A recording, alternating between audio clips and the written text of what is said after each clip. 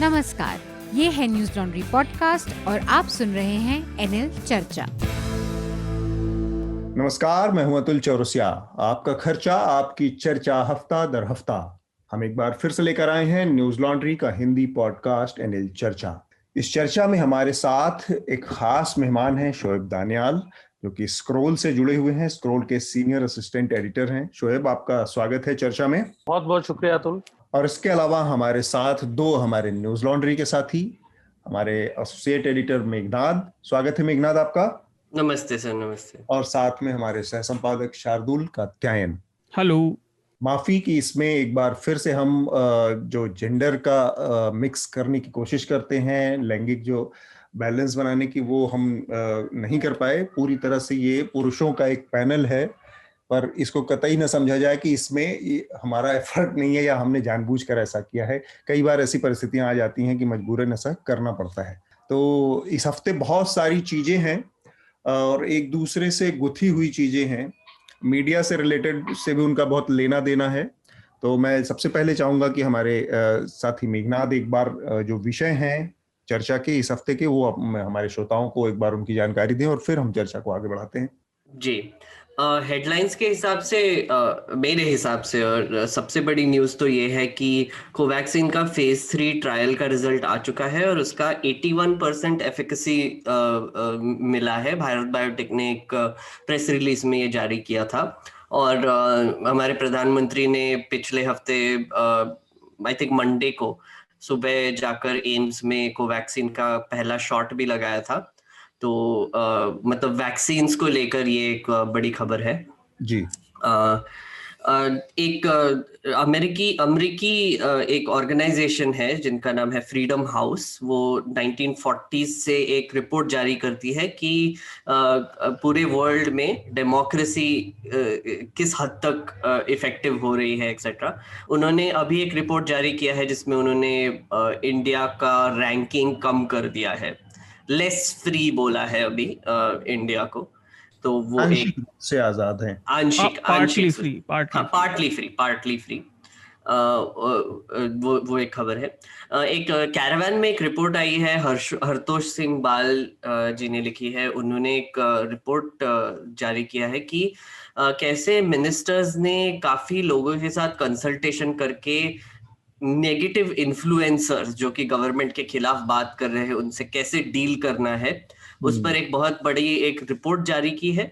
और उन्होंने एक बहुत फॉर्मल और इनफॉर्मल सेटिंग्स में काफी लोगों से राय ली है। तो उसका एक रिपोर्ट पे उसका एक कमिटीज रिपोर्ट सॉर्ट ऑफ जारी की थी। तो उस पे कैरावैन ने एक स्टोरी की है। तो इस पर हम एक्चुअली काफी चर्चा करेंगे क्योंकि हमने भी वो रिपोर्ट पढ़ी है और शोएब भी आई थिंक उस पर बात करना चाहेंगे। इसकी जो खास बात है, क्यों हम बात करना चाहेंगे, वो इसलिए क्योंकि इसमें जिन लोगों का जिक्र है, जो लोग जिनसे सरकार बात कर रही है, वो मीडिया के ही लोग हैं। बड़े बहुत सारे पत्रकार हैं जिनको आप देखते सुनते हैं, जिनको आप जानते भी हैं। तो वो लोग क्या राय रखते हैं, दे रहे हैं सरकार को, इसलिए ये जानना बहुत जरूरी है। बिल्कुल। मोदी सरकार द्वारा लाए गए एक विवादित डिजिटल मीडिया नियम, जो कि हमने पिछले हफ्ते जिस पर बात की थी, उसके तहत मणिपुर के एक न्यूज पोर्टल को कानूनी नोटिस जारी की गई थी, पर वो विड्रॉ भी कर ली है। पर ये एक्चुअली पहला इंस्टेंस है जब ये रूल्स किसी के खिलाफ यूज किए गए हैं। सर संक्षेप में एक दो लाइन में बता देता हूँ कि इस पे चर्चा तो होगी नहीं।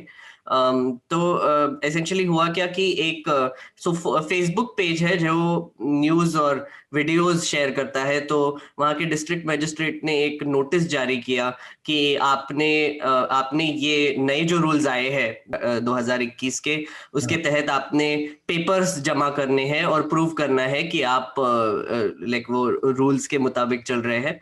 तो या फिर आप पर बिना नोटिस दिए आगे कार्रवाई की जाएगी। तो ये पहला इंस्टेंस ऐसा था कि ये कैसे ये रूल्स यूज किए जाने वाले हैं या किए जा सकते हैं और किसी पे भी यूज किए जा सकते हैं। इसका ये पहला वाकया देखने को मिला। अतुल सर, आप कुछ कह रहे थे? नहीं, ठीक बात। हाँ, बॉम्बे हाईकोर्ट ने टेलीविजन रेटिंग जो स्कैम था, घोटाला जो था, उसमें जो मुख्य आरोपी थे पार्थो दासगुप्ता, उनको जमानत दे दी है मंगलवार को। वो स्वीकार कर लिया है। और एक और आखिरी खबर, मतलब पिछले मंडे ट्यूसडे को इनकम टैक्स डिपार्टमेंट का एक रेड पड़ा था। अनुराग कश्यप, तापसी पन्नू और फैंटम फिल्म्स के जो भी पुरानी जो कंपनी है उनके जो फाउंडर्स है उन पर काफी 20 से 25 जगहों पे रेड पड़ी है। मुंबई, पुणे और अब दिल्ली में भी बोल रहे हैं रेड पड़ रही है। तो इस पर भी थोड़ी सी बात करेंगे। मधु मांटे नाम है उनका। जी, मधु मांटे। 2 हेडलाइन मेरे पास भी थी जी, इनफैक्ट 3 थी। पहली तो हम साउथ की बात नहीं करते, लेकिन एक के साउथ की राजनीति से तमिलनाडु में वी.के. शशिकला ने ये घोषणा की थी कि वो एक्टिव राजनीति का हिस्सा नहीं बनेंगी, उन्होंने संन्यास ले लिया है। तो इससे आने वाले चुनाव के समीकरण बदल सकते हैं।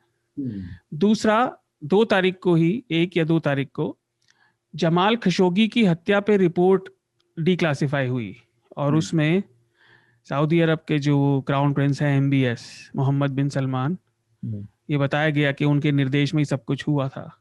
और तीसरा, ये भी चल ही रहा है 1 फरवरी से, लेकिन बुधवार को म्यांमार में सेना ने 38 लोगों को और मौत के घाट उतार दिया।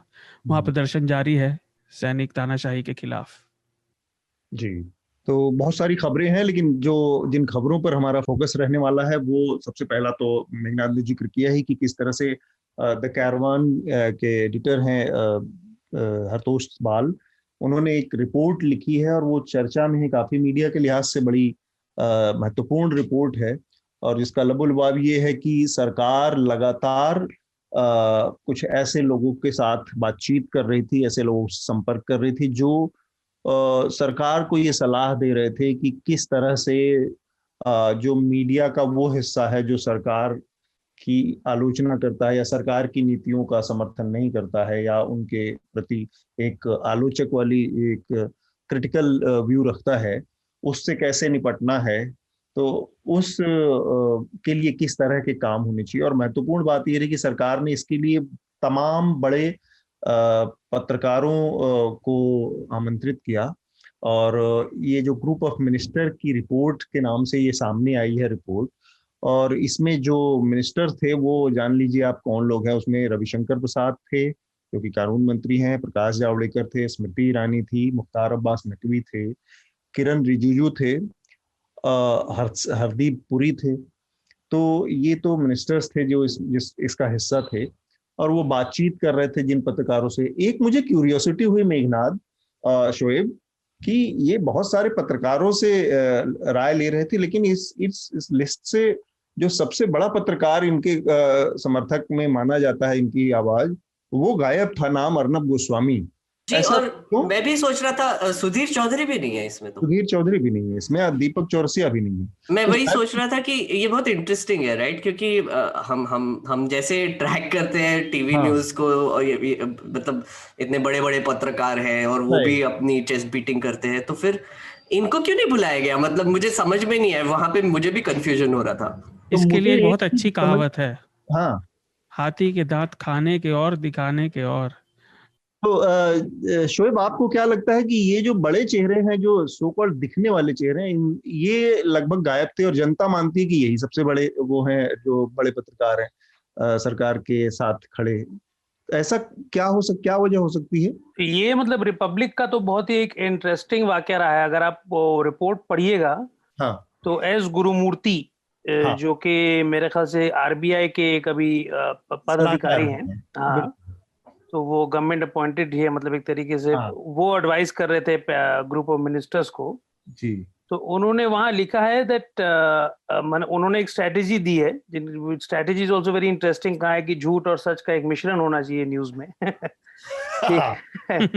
और दूसरा है, बहुत इंटरेस्टिंग दिया है कि उन्होंने एक पॉइंट भी दिए कि रिपब्लिक तो ये ऑलरेडी कर रही है, हाँ, मगर रिपब्लिक को तो सब पराया मानते हैं, मतलब रिपब्लिक को तो सब वैसे ही मतलब बाहर वाला मानते हैं, मतलब अपना वाला मानते हैं बेसिकली। आप तो वो रिपब्लिक न्यूज जर्नलिज्म एक तरीके से पराया माना जाता है, तो उसको मतलब उस पर तवज्जो देने की जरूरत ही नहीं है। हाँ, उससे बहुत ज्यादा शायद लाभ ना मिले, नए कुछ डायमेंशंस खोजे जाएं, नए दरवाजे खोले जाएं।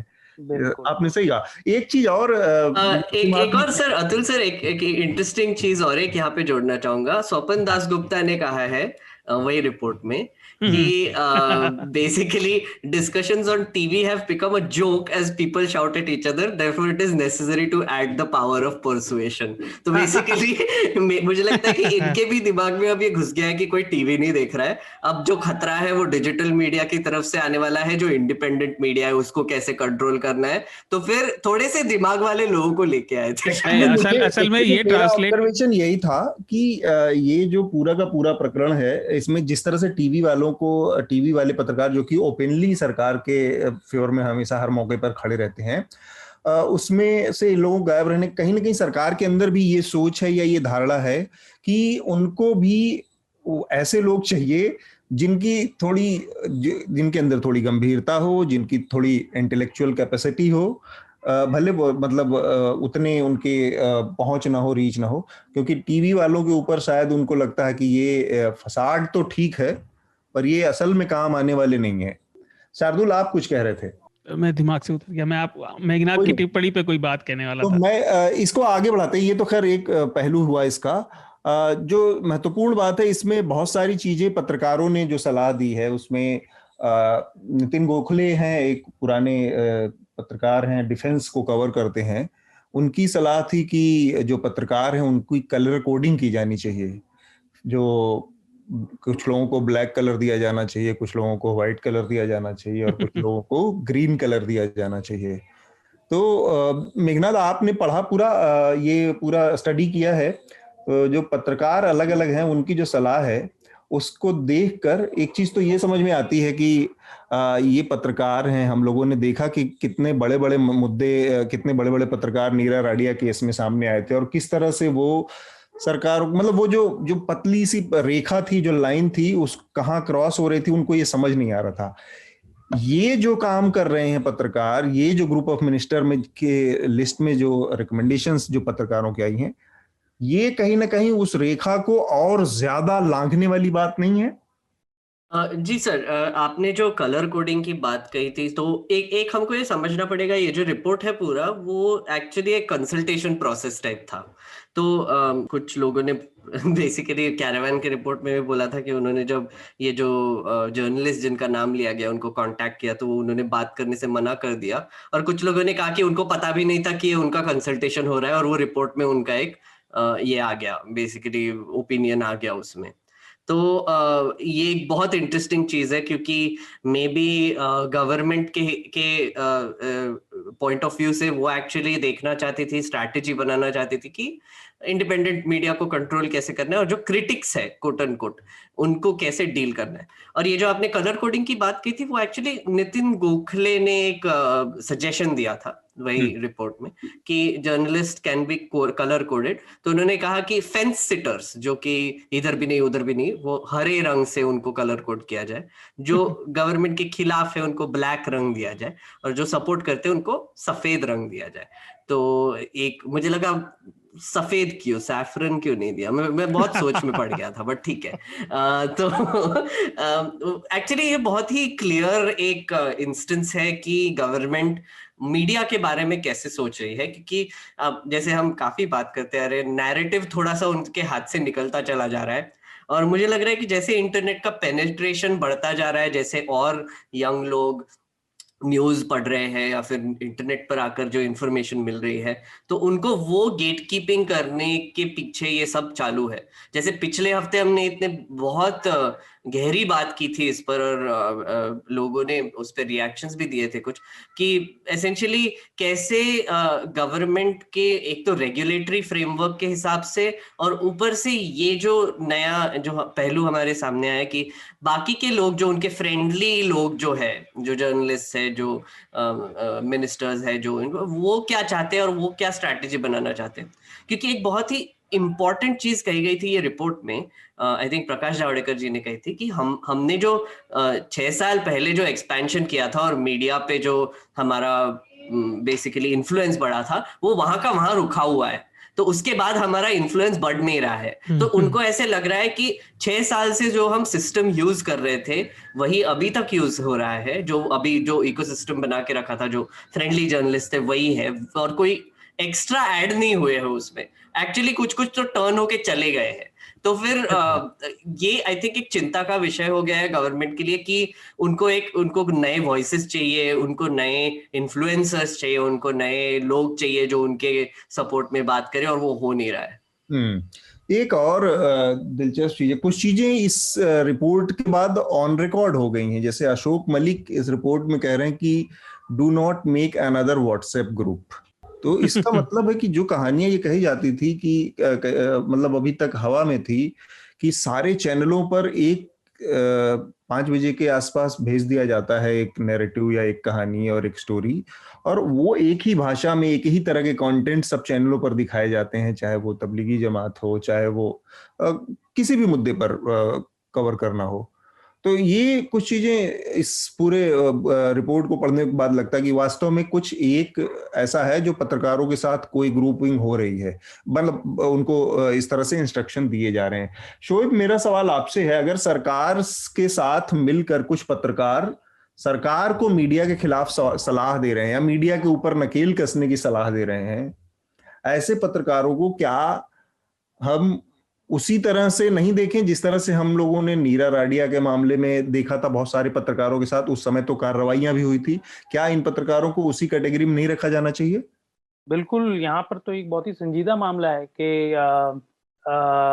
अगर आप पत्रकार का तो मतलब परम धर्म होता है कि आप सरकार के खिलाफ, उससे ज्यादा तो कोई मतलब काम ही नहीं है हम लोगों का। और अगर आप इस काम को कर दे रहे हैं कि आप सरकार के साथ काम कर रहे हैं या सरकार को ही सलाह दे रहे हैं, इसके मतलब आप थोड़ा सा मतलब अपने प्रोफेशन को खोखला कर दे रहे हैं। तो ये एक बहुत ही संजीदा मामला है और उस पर बिल्कुल चर्चा होनी चाहिए। ऑलरेडी इस पर जो हरतोष ने जो पीस किया था उसने लिखा था कि उन्होंने कांटेक्ट किया था जो जर्नलिस्ट जिनके नाम थे, बट सिर्फ उसमें से एक ही रिस्पॉन्स आया मिस्टर जयंतो घोषाल का, जिन्होंने कहा था कि उन्हें पता नहीं था कि ये कंसल्टेशन हो रही जी। So this has to really be appreciated and we really think that और भी ज्यादा इस पर प्रकाश पड़ना चाहिए, क्योंकि ये तो मतलब हमारा अपना मतलब धंधे का मामला है जो खुद जर्नलिस्ट हैं, मगर एक तरीके से देश का भी मामला है, क्योंकि जर्नलिज्म एक तरीके से इतना पब्लिक गुड है। मतलब हम लोग तो कोई प्राइवेट काम नहीं कर रहे हैं ना, हम लोग तो क्लेम करते हैं कि हम लोग देश के लिए काम कर रहे हैं, समाज के लिए काम कर रहे हैं, ये हमारा क्लेम है और जर्नलिस्ट का क्लेम है, रिपोर्टर्स का क्लेम। तो अगर ये क्लेम हम उसको लेकर आगे जाना चाहते हैं तो इस पर क्लैरिफिकेशन पड़नी चाहिए मेरे ख्याल से। बिल्कुल।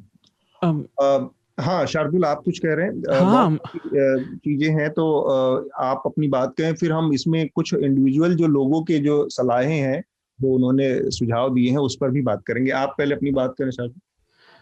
देखिए, मैं बातचीत को थोड़ा दूसरी तरफ भी ले जाना चाह रहा था। इस रिपोर्ट से जुड़ी दो छोटे ऑब्जर्वेशंस।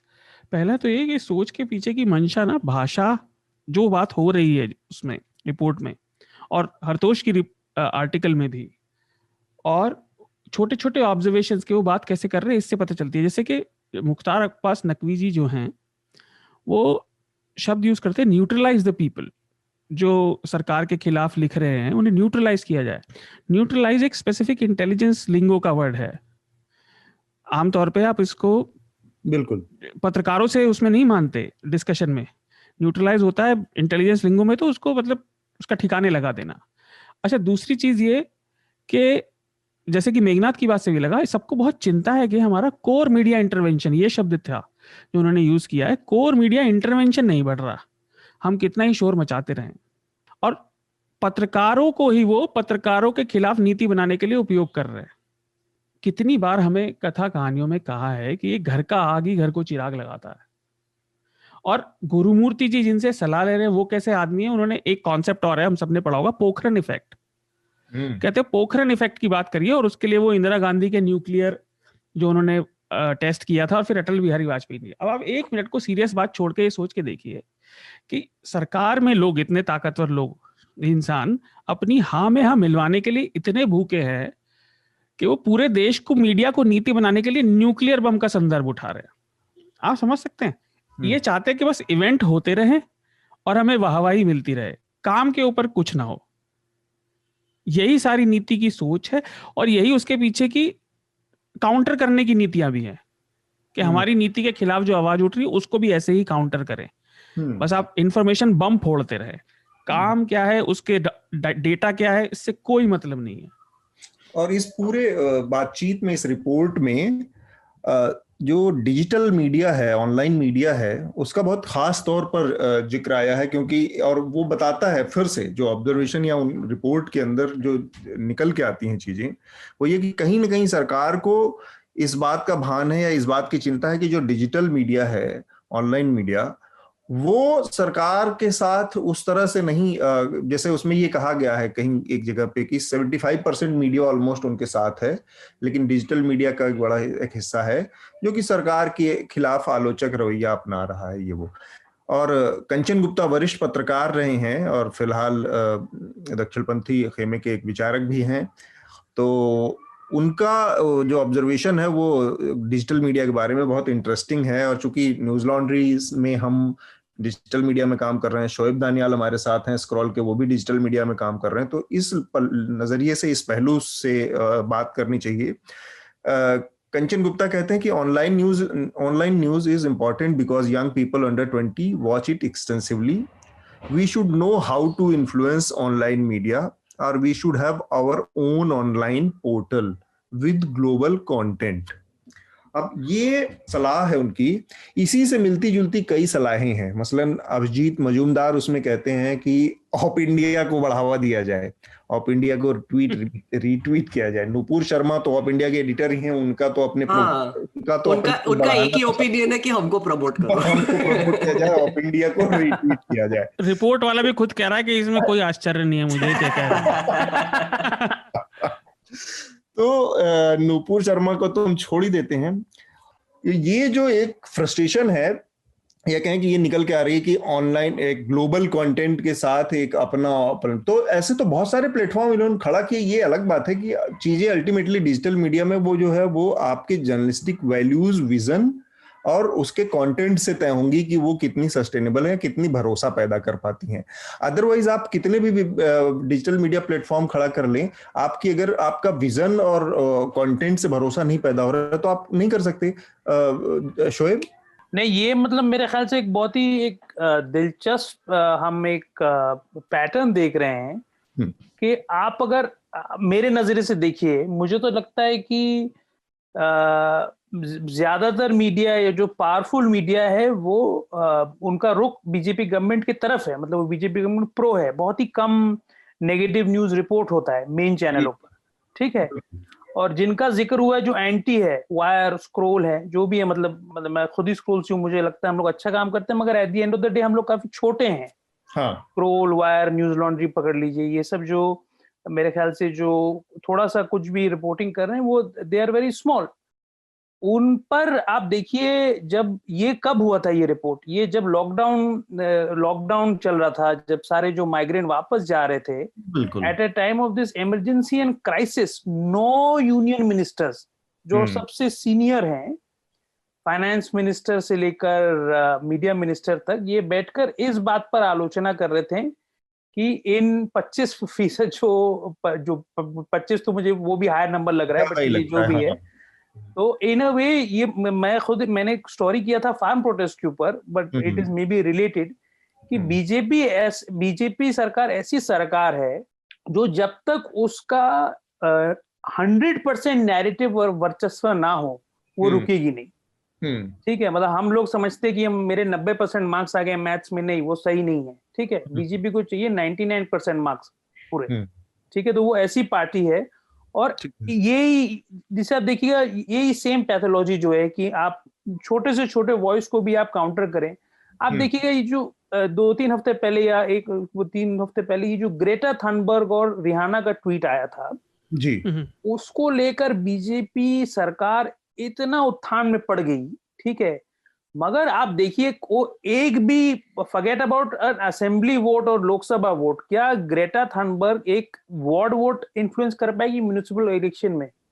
बीजेपी जीत भी रही है, जीत भी रही है, तभी भी उनको एक फियर तो है। इनसिक्योरिटी क्यों है? कुछ इसकी क्या मतलब, इसके पीछे हम क्या समझ पाएंगे कि इतनी इनसिक्योरिटी? कहीं ना कहीं क्या वो उनको एहसास हो रहा है कि वास्तव में ये अब हम लूज कर रहे हैं प्लॉट? देखिए, दो वजह है जहां तक मेरा अंडरस्टैंडिंग है। एक तो बीजेपी जैसी पार्टी है, BJP is a completely populist party, ठीक है। इसका मतलब है बीजेपी, एंड व्हेन आई से पॉपुलिस्ट, मैं कोई नेगेटिव वे में यूज कर रहा हूँ या पॉजिटिव, मैं बस कह रहा हूँ कि बीजेपी का कैरेक्टर है पॉपुलिस्ट होना, और वो कहती है कि हम मतलब बहुमत से जीत के हम आए हैं और इसलिए हमारा लेजिटिमेसी है, और इस लेजिटिमेसी के बूते पर हम कुछ भी कर सकते हैं क्योंकि हमारा डेमोक्रेटिक लेजिटिमेसी है, ठीक है। इसको अब हिंदी इसको में कहते हैं बहुसंख्यकवाद। हाँ, एग्जैक्टली। और इसको अगर आप 10% भी लोग इसके खिलाफ बोलेंगे ना, तो ये लेजिटिमेसी एक तरीके से वीकेन हो जाएगी। और चाहे वो कुछ भी हो, चाहे वो 10,000 कोई फार्मर बैठे दिल्ली के सरहदों पर, या कोई कुछ बोले, तो this is a very important thing, क्योंकि at the end of the populism is बहुत ताकतवर हो जब वो होता है, मगर जब वो गिरता है तो बहुत जल्दी से गिर भी जाता है।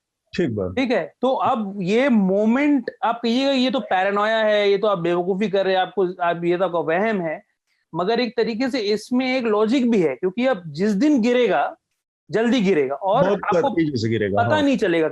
जैसे एक नीलांजन शौरकार है, पॉलिटिकल साइंटिस्ट अशोकम बढ़ाते हैं, उन्होंने मुझे कहा था, उन्होंने मुझे मिसाल दी थी सीपीएम की बंगाल में। सीपीएम की बंगाल में 30 साल की सरकार थी, ठीक है, एक इलेक्शन में ढह गई। आप देखिए अब सीपीएम का नामो निशान नहीं है, ठीक है।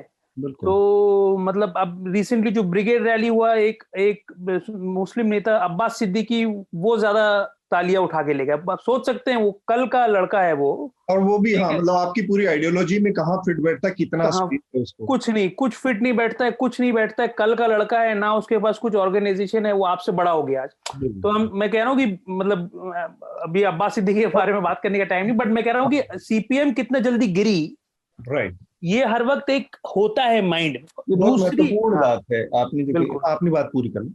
हाँ, नहीं, दूसरी मैं कहना चाहता हूँ कि एक और दूसरी चीज है बीजेपी का जो कैरेक्टर है, कि हर चीज मोदी जी से जुड़ी हुई है, ठीक है। ये एक तरीके से बीजेपी के लिए बहुत फायदेमंद भी साबित हुआ है, ठीक है। हर चीज, छोटी से छोटी चीज, उजाला स्कीम से लेकर फार्म ऑर्डिनेंस से लेकर कुछ भी, मतलब हैदराबाद में म्युनिसिपल इलेक्शन भी होता है तो वो मोदी जी के नाम पर होता है, ठीक है। वैक्सीन मिलते हैं तो मोदी जी का चेहरा नीचे होता है, वैक्सीन होता है मोदी जी का चेहरा, एग्जैक्टली, राइट। तो इससे बहुत फायदा हुआ है, बट इसका एक नेगेटिव भी है। अगर हर छोटे से सक्सेस मोदी जी की बदौलत है, तो हर छोटा सा खामी भी मोदी जी की बदौलत हो जाएगा, ठीक है। जब बदलेगा तब बदलेगा, तो अब वो it has to be 24/7 warfare, कि अब क्या पता क्या लिंक हो जाए मोदी जी के। वैसे तो पहले होता था कि अब छोटी छोटी कांग्रेस में प्रॉब्लम हो रही तो हर चीज तो इंदिरा गांधी से लिंक नहीं हो जाता था ना। वो तो आप छोटे से, आप लोकल लीडर से गुस्सा है, इससे गुस्सा है, उससे गुस्सा है। बात कही आपने शोएब, और जो जिक्र आपने किया वो बहुत महत्वपूर्ण पॉइंट है। बीच में थोड़ा सा रुक गया, हम उसको थोड़ा और आगे ले जाते हैं। आपने बताया कि ये सारे के सारे मिनिस्टर उस टाइम पे बैठे थे। ये मीटिंग हुई है जून 2020 में। ये वो समय था जब पूरा देश लॉकडाउन के आसपास से गुजर रहा था, बड़ी संख्या में लेबर्स माइग्रेट कर रहे थे, और उस समय भी सरकार की चिंता देखिए, मतलब प्राथमिकताएं जो होती हैं कि आपकी प्रायोरिटीज क्या हैं और किस तरह से आपको समस्याओं को निपटना है। और सरकार क्या कर रही थी, उसके सबसे बड़े जो कुछ मंत्री थे वो बैठकर मीडिया के ऊपर नकेल कसने की रणनीति बना रहे थे, और बहुत सारे हमारे मीडिया के साथी उस काम में इनका साथ दे रहे थे। तो सरकार की प्राथमिकताएं अपनी जगह थी कि उसको इन सब चीजों से बहुत ज्यादा फर्क नहीं पड़ता था लोगों के माइग्रेशन से, लेकिन मीडिया के हमारे साथी भी ऐसा कर रहे थे। एक उसी में पत्रकार हैं अनंत विजय, दैनिक जागरण के, उनका जो दुख मैंने सुना उसमें देखा तो बड़ा मुझे हंसी भी आई। वो कह रहे हैं कि we do not create narrative and only respond to current narrative. PIB is not updated on left ideology. PIB releases need to be improved। अब नैरेटिव के नाम पर मैं तो ये जो बात हो रही है पिछले कुछ समय से, सारे के सारे नैरेटिव तो न्यूज चैनल वाले सेट कर रहे हैं, या पार्टी सेट कर रही है, या मोदी जी सेट कर रहे हैं, या फिर चाहे वो योगी जी का मामला हो, हाथरस में बवाल होता है, वो कह देते पूरे प्रदेश को जलाने की इंटरनेशनल साजिश थी। तो ये चाहे ये शाहीन बाग का मामला हो, दिल्ली का दंगा हो, सब मामलों में तो नैरेटिव यही लोग सेट कर रहे हैं। अब नैरेटिव नहीं सेट करने का दुखड़ा और एक पत्रकार का दुखड़ा, मतलब मेरे समझ में नहीं आया। इसको क्या मतलब मेघनाथ आपने थोड़ा सा डिकोड करने की कोशिश की कि ये क्या बात कर रहे हैं? एक्चुअली सर ये बहुत इंटरेस्टिंग है, आपने जो कहा बिल्कुल सही है कि ये 26 जून के को मतलब ये जून में ही ये सब मीटिंग्स हुए थे, राइट। और यहाँ पर बाबुल सुप्रियो, अनुराग ठाकुर, हरदीप सिंह पुरी, किरेन रिजिजू, मुख्तार अब्बास नकवी, जयशंकर, प्रकाश जावड़ेकर जो कि पूरे कैबिनेट के हैं, स्मृति ईरानी, इनसे लेके सब, और रविशंकर प्रसाद, अब ये सब इतने बेसिकली टॉप पोर्टफोलियो वाले मिनिस्टर्स जब इस चीज पर बात कर रहे हैं, और मुझे एक बहुत ही ताज्जुब की बात लगी कि ये सब रिपोर्ट में रखने की क्या जरूरत थी। मतलब बेसिकली मेरा कहने का मतलब ये है कि अगर आप एक स्ट्रैटेजी बना रहे हैं कि आपको इन्फ्लुएंसर्स को थोड़ा सा ये करना है, वो करना है, और जर्नलिस्ट को बुला रहे हैं, तो नाम से जर्नलिस्ट के अपने इतने ओपिनियंस और ये क्यों डाल दिए इसमें आनंद रंगनाथन जैसे भी लोग हैं। मतलब मेरे को समझ में नहीं आया कि वो जो टीवी पैनलिस्ट है उनको बुला के ये पूछने की क्या जरूरत है, और उन्होंने एक ओपिनियन क्या दिया कि टीपू सुल्तान के बारे में हिस्ट्री में कुछ नहीं है।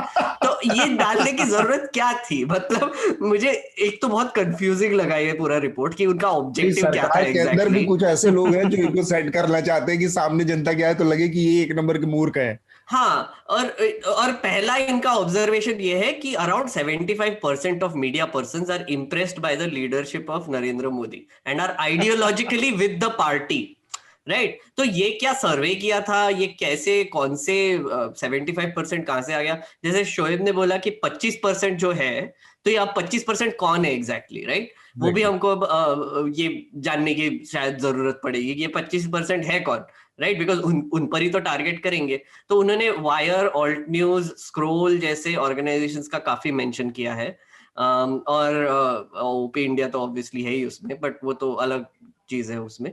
बट मेरा कहने का मतलब ये है सर कि आप सोचिए कि आप एक गवर्नमेंट के इतने सारे मिनिस्टर्स हो, आप एक रिपोर्ट बना रहे हो कि गवर्नमेंट का कम्युनिकेशन इफेक्टिव कैसा होना चाहिए, और ये रिपोर्ट में क्या आता है कि ऐसे कुछ लोग हैं जो गवर्नमेंट के खिलाफ बोलते हैं, तो उनको हमको दबाने की कोशिश करनी चाहिए। और ये इकोसिस्टम, ये क्या पोखरान इफेक्ट के बारे में बार बार बात करते हैं।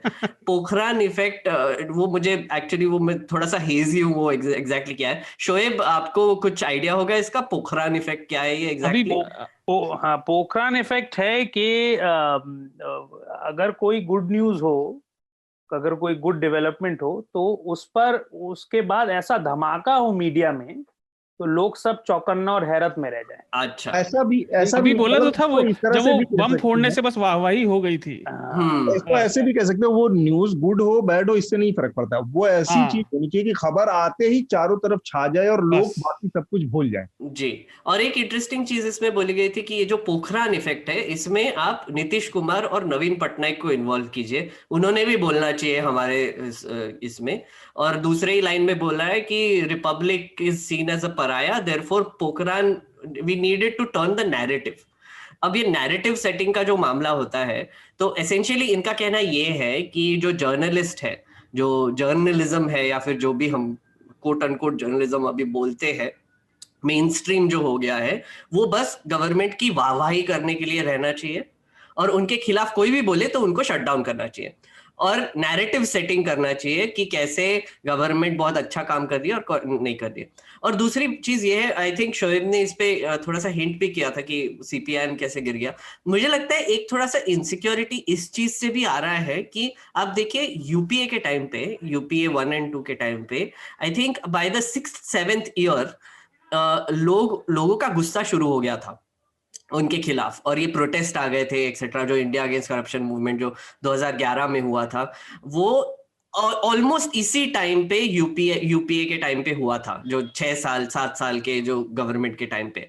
मुझे लगता है कि ये लोग बिकॉज ये लोग भी शामिल थे इसमें, कि उन्होंने भी काफी नैरेटिव सेट किया था उसके अगेंस्ट, यूपीए के अगेंस्ट, तो अब इनको डर ये लग रहा है कि अब ये इनके खिलाफ ही ना हो जाए, मतलब एसेंशियली वही चीजें जो हो रही थी 10 साल पहले अभी, वो अभी नरेंद्र मोदी गवर्नमेंट के 6वें या 7वें साल में वो रिपीट ना हो, तो उसका आई थिंक ये लोग एक एंटिसिपेशन और प्रिपरेशन भी कर रहे हैं कि एक तो इनका जो कोट अनकोट इकोसिस्टम है वो कुछ बढ़ नहीं रहा है, टीवी मीडिया इनफेक्टिव हो रहा है, जो रिपब्लिक टीवी जो बोल रहे हैं कि वो पराया हो गया है, उनको कोई भाव नहीं दे रहा है, वो एक चीज है। और दूसरा ये है कि उनको ये दिख रहा है कि डिजिटल मीडिया और इंडिपेंडेंट मीडिया का कितना इफेक्ट पड़ रहा है लोगों पर, राइट।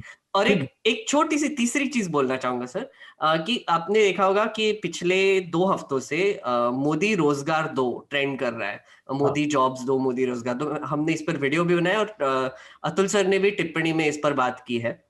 अब देखिए वो ट्रेंड किसने शुरू किया था, वो ट्रेंड शुरू किया था यूट्यूब पे जो टीचर्स है उन्होंने, अभी नए मैथ्स और जो नॉर्मल ये कॉम्पिटिटिव एग्जाम्स के लिए जो क्लासेस जो ये करते हैं, उन्होंने ये ट्रेंड शुरू किया था, उनके स्टूडेंट्स ने शुरू किया था, राइट, ये हैशटैग। तो आप सोचिए कि इनको अब ये भी दिखाई दे रहा है कि जो इन्फ्लुएंसर नेटवर्क जो है, जो ट्रेडिशनल इन्फ्लुएंसर नेटवर्क, जैसे कुछ लोग हैं जो खिलाफ बोलते हैं, जैसे Anurag Kashyap etcetera whatever, but ये अब नए लोग भी आ रहे हैं जो खिलाफ बोलने लगे हैं, और इनको आइडेंटिफाई करने का काम करना पड़ेगा। हाँ, और ये वो लोग हैं जो कि मतलब अभी तक अगर ऑर्गेनाइज लोग नहीं है, ये अगर इतनी बड़ी बड़ी चीजें ट्रेंड करवा रहे हैं, तो आईटी सेल के रखने का मतलब फायदा ही खत्म हो गया। जो ऑर्गेनाइज तरीके से वही सारी चीजें करवा रहा था। अतुल जी, मैं श्रोताओं के लिए एक पॉइंट जोड़ना चाह रहा था, मैं चाह रहा था उस पर आप और शोएब भी अगर हो सके ना तो टिप्पणी करें, और मेरी बात भी उसी में समाप्त हो जाएगी। जैसे कि वो अभी हमने बात की है हाँ में हाँ मिलाने के लिए, मैंने पहले बोला था ना कि न्यूक्लियर बम का संदर्भ उठा रहे हैं, उसके साथ देखिए इन्होंने एक एक्शन पॉइंट भी दिया है। हमने ये कहा कि किसने क्या कहा, जो एक्शन पॉइंट वो रिपोर्ट बताती है क्या है, I quote, identify persons with ability to give good arguments, same facts can be presented with different narratives, so a pool of spin doctors who can do it for the government should be identified and utilized। मतलब आप बातों को घुमाने वाले ढूंढो, आप मतलब 1 minute को उनके दिमाग में शक नहीं है कि कहीं हमसे भी गलती हो सकती है।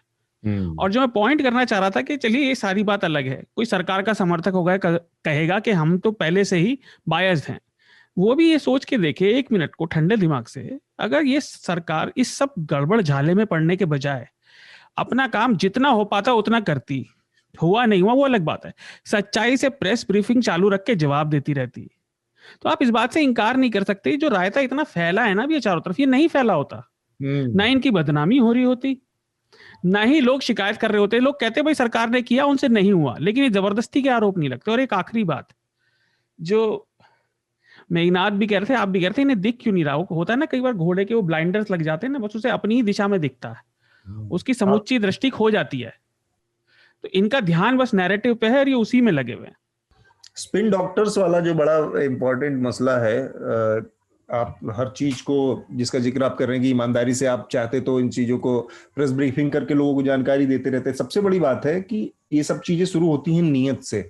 आपके अंदर क्या वो डेमोक्रेटिक वैल्यूज के लिए रिस्पेक्ट है, क्या आप पार्लियामेंट के रिस्पेक्ट करते हैं, क्या आप कंसल्टेंसी को डेमोक्रेटिक प्रोसेस में, डेमोक्रेटिक कंट्री में उसके रिस्पेक्ट करते हैं, क्या आपने इतने सारे कानून बनाए एक तरफा बिना किसी को हवा लगने दिए, आपने ऑर्डिनेंस के जरिए किसानों का कानून बनाया, 370 का मसला ले आए चुपके आखिरी में नागरिकता कानून बदले, तो सब नीयत जो है सबसे जरूरी चीज है। अब जब नीयत में ये सब एक पैटर्न दिख रहा है कि लगातार आप दबे छुपे बैक डोर से आप पार्लियामेंट में चीजों को डिस्कस नहीं कर रहे हैं, आप राज्यसभा में चीजों को जोर जबरदस्ती से पास करवा रहे हैं, तो फिर आपको झूठ बोल रहे हैं, और तब आपको फिर स्पिन डॉक्टर्स, मैनिपुलेटर्स, इन्फ्लुएंसर्स, इन सब की जरूरत पड़ेगी ही पड़ेगी।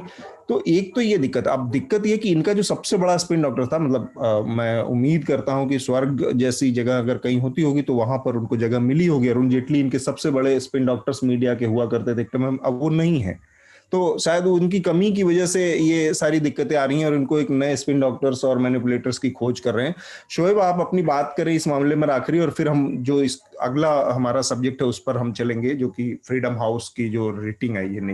नहीं, ये मतलब एक दिखाता है, एक तरीके से हम लोग बीजेपी को दोष दे सकते हैं और देना भी चाहिए, मगर एक तरीके से ये एक तरीके से हिंदुस्तान की सियासत ही हो गई है कि आप 80% सिर्फ ये इमेज मैनिपुलेशन और नैरेटिव सेटिंग और ये सब पे करते रहिए, और ये सिर्फ मतलब बीजेपी तो तवज्जो हम लोग देते ही हैं क्योंकि बीजेपी बहुत अच्छा कर रही है, बीजेपी केंद्र में है, मगर एक तरीके से सारी पार्टियां करती है, तृणमूल भी यही करती है, अपनी अपनी हैसियत भर हर आदमी। हाँ, मतलब ये इतना, क्योंकि मीडिया का, और बाय मीडिया मैं सिर्फ मेन स्ट्रीम चैनल्स की बात नहीं कर रहा हूँ, सोशल मीडिया भी है, ये है वो है, ये अब इतना बड़ा हिस्सा हो गया है आपके सियासत का, एक तरीके से वो सियासत को ही खा गया है। ठीक है, तो मतलब आप सियासत नहीं कर, कैसे भी सियासत करिए, मतलब आपको कम्युनल सियासत करना है कम्युनल करिए, कास्ट करना है, डेवलपमेंट करना है, कुछ भी करिए, मगर वो नहीं करके आप लोग आधा वक्त बस ये देख रहे हैं कि हम लोग मैसेज कैसे मतलब देंगे अपने एंड वोटर्स को। तो इतना मैं तो इसी पर हैरान हूं कि मतलब दूसरी बार बोल रहा हूँ इस बात को कि 9 मिनिस्टर इसको देख रहे हैं, मतलब इससे ज्यादा कोई अहम काम ही नहीं था सरकार का मेरे ख्याल से उस वक्त जून में। ठीक बात। एक बहुत इंटरेस्टिंग पॉइंट था सर इसमें कि प्रमोट सॉफ्ट स्टोरीज करके था, योगा टाइगर एक्सेट्रा। अब ये देखिए कि मतलब आपको अगर याद होगा वो जो ग्रेटा थुनबर्ग का जो एक quote and quote toolkit आया था, उसमें भी एक लाइन डाली थी किसी ने तो भी कि like basically talk about India's image which is yoga and चाय। ठीक है, तो मतलब बेसिकली आप देखिए कि इनका भी तो वैसे ऑब्सेशन योगा और टाइगर और ऐसी चीजों से कि सॉफ्ट स्टोरीज जो हम प्रमोट कर सकते हैं, जिसमें गवर्नमेंट दिख रही है कि अच्छे लाइट में दिखेगी और उसको कोई क्रिटिसाइज नहीं कर सकता, ऐसी स्टोरीज उनको और प्रमोट करनी। क्यों? क्योंकि वो बहुत डिस्ट्रैक्शन टाइप बन जाएंगी। फिर आप अक्षय कुमार को एक ट्रेडमिल पे चढ़ा के दौड़ा दो थोड़ा सा और स्वच्छ इंडिया स्वस्थ इंडिया बोल दो एक्सेट्रा। ये सब जो चीजें हैं, ये मुझे ना बहुत सारी ऐसे थोड़ी नॉर्थ कोरियन वाइब्स आ रही है इससे, क्योंकि नॉर्थ कोरिया में तो यही होता है ना, टीवी पे बेसिकली कितना ग्रेट है इंडिया और कितना ग्रेट है गवर्नमेंट और कितने ग्रेट है अपने लीडर्स, उसके बारे में कॉन्स्टेंटली 24/7 यही चलता है। नॉर्थ कोरिया तो थोड़ा दूर चले गए, चाइना में भी यही होता है। चाइना नॉर्थ कोरिया में तो टीवी नहीं है ज्यादा, हमारे पास हमारा पड़ोसी है तो थोड़ा सा, वहाँ तो प्योंगयांग में बस 4 घंटे लाइट आती है। यहाँ पर जो इनफैक्ट ये पूरा फ्रीडम हाउस वाशिंगटन बेस्ड जो ये अच्छा सेगवे था मेघनाथ का, ये सीधा फ्रीडम हाउस में चला गया। मैं उसी को सेगवे दे रहा था, मतलब अतुल सर को एक दे दिया मैंने सेगवे। तो उसमें जिक्र ही इसी तरह का है कि इसी चीज का कि जिस रास्ते पर जा रहा है भारत का पूरा डेमोक्रेटिक सिस्टम, वो कॉन्स्टिट्यूशनल डेमोक्रेसी से चाइनीज जो वे ऑफ रूल है वो उस तरफ जाता दिख रहा है। तो बड़ा मतलब कई मामलों में चिंता की भी बात है, जैसे एक साथ कई सारी चीजों की का जिक्र है उसमें भारत की जो न्यायपालिका है उसके ऊपर भी इन्फ्लुएंस का जिक्र किया गया है। यूएपीए जैसी चीजें, देश राजद्रोह जैसी जो धाराएं हैं, कानून है, उसके दुरुपयोग का बेजा इस्तेमाल बहुत तेजी से बढ़ा है, वो उसका भी जिक्र है। कम्युनिटी जो है, मुस्लिम कम्युनिटी को जिस तरह से टारगेट किया गया है अलग अलग मौकों पर अलग अलग वजहों से, चाहे वो नागरिकता कानून बनाकर सरकार ने किया हो या फिर तबलीगी जमात के जरिए कोरोना के मामले में टारगेट करने का मसला हो, ये सब मिलकर वास्तव में ये ऐसी कोई चीज नहीं है जो हमारे सामने पिछले कुछ समय से नहीं थी। लेकिन अब चूंकि एक इस मामले में जो एक्सपर्टीज रखती है, एक स्पेशलाइज्ड रखने वाली संस्था है जिसकी अपनी एक वर्ल्ड वाइड रेपुटेशन है, उसने कुछ कहा है, तो ये कितनी सीरियस बात है। और क्या इस रिपोर्ट में या इस घटना के बाद इसमें इतनी ताकत है कि इससे कोर्स करेक्शन की तरफ भारत मुड़ने को मजबूर हो, उसके ऊपर एक दबाव बने कि हाँ ये कुछ चीजें हैं जो हम गलत रास्ते पर जा रहे हैं, इसमें अब हमें कोर्स करेक्शन करना पड़ेगा, इस तरह की इसमें संभावना है शोएब? तो इसके दो जवाब है, एक मतलब कॉन्ट्रेक्टिव जवाब है, हाँ और ना। तो ना का मैं पहले बोलूंगा कि देखिए बीजेपी का जो एक तरीके से पॉलिटिक्स है वो एक राष्ट्रवाद पर बेस्ड है, तो वो कभी भी एक्सप्लिसिटली इसको एक्नॉलेज नहीं कर पाएगी कि बाहरी दबाव की वजह से वो कोर्स करेक्शन कर रही है। तो जैसे आप अगर ट्विटर पर देखिएगा तो जो सरकार के समर्थक है वो इस रिपोर्ट की कड़ी निंदा कर रहे हैं, कह रहे हैं कि ये मतलब बाहरी इन्फ्लुएंस है वगैरह वगैरह। तो एक तो ये है। मगर दूसरा है कि देखिए अब अगर मतलब जो इंटरनेशनल जो सियासत के जो दाव पेच है उस पर तो असर पड़ रहा है इंडिया का, ठीक है। तो जैसे आप अगर सीए देखिएगा, तो सीए पास हुए अभी मतलब ऑलमोस्ट 1.5 साल होने को आया है, 15 महीने हो गए, और वो अभी भी लागू नहीं हुआ है। उसका एक अब क्या वजह एग्जैक्टली है, क्यों नहीं लागू हुआ है हम लोग को पता नहीं, बट एक बहुत ही स्ट्रॉन्ग स्पेक्यूलेशन है कि इससे इंडिया की इंटरनेशनल इमेज को इतना हिट हुआ है, और प्लस स्पेशली हम लोग के रिलेशन विद बांग्लादेश जो इतना हिट हुआ है, उसका एक कारण हो सकता है। और मतलब और भी सारे मुख्तलिफ इसके कॉन्सिक्वेंसेस हो सकते हैं। अब बहुत सारी चर्चा चल रही है कि जो बाइडेन जो नए प्रेसिडेंट आए यूएस के, जो लिबरल हैं, वो हिंदुस्तान पर जरा दबाव डाल रहे हैं ताकि वो थोड़ा सा चाप के खेले। तो ये सब मतलब इस पर असर होता है, बट बीजेपी कभी भी मेरे ख्याल से एक्सप्लिसिटली इसको एक्नॉलेज नहीं कर पाएगी, क्योंकि उनको बहुत सारा उसके वजह से नुकसान सहना पड़ेगा तब, क्योंकि उनका तो इमेज ही है 56 इंच की छाती, नेशनलिस्ट, राष्ट्रवाद वगैरह वगैरह। तो ये बाहर फेस वैल्यू पे सामने से एक्सेप्ट नहीं कर सकते कभी भी।